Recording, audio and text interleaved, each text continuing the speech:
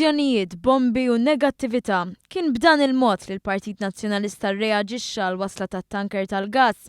Fi programm speċjali li xandar waqt li t-tanker kienet jidħol f'Marsa Xlokk, Fenek, President tal-Eżekuttiv tal-Partit Nazzjonalista u l-kellim għall-Enerġija Marta Sportelli ma lisnux imqar kelma waħda pożittiva fuq il-fatt li pajjiżna se jibda juża enerġija nadifa. Minflok kellhom biss messaġġ ta' biża' xi waslu. Jekk ikun hemm maltemp qawwi jinqataw iċ-ċimi u jkun hemm il-penetrazzjoni tal-ħall, x'jiġri mbagħad?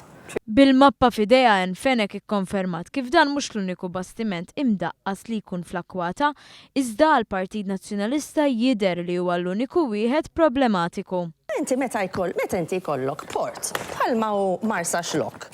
Dan huwa il-port ta' Marsa Xlokk, all right?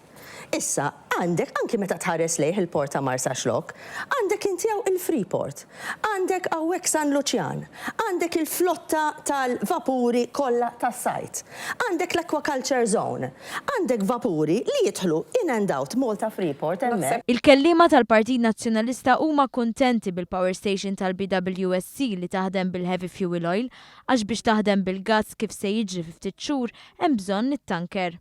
U allura nerġa' nistaqsi għalfejn kellna bżonn illi pajjiżna jinvesti f'dan it-tanker. Saħansitra Fenek għandha problema bil-fatt li nagħlqet il-power station tal-Marsa għalija l-eluq tal-Marsa hija ebusija tar-ras tal-Prim Ministru. Jekk il-Prim Ministru l-Gvern għal raġuni li għadna ma nistgħux nifhmu sal-ġurnata mqazzatallu għax m'għandniex bżonna dil-power station, imma dak argument ieħor, let's get over that. Webbes rasu irid għad il-power station.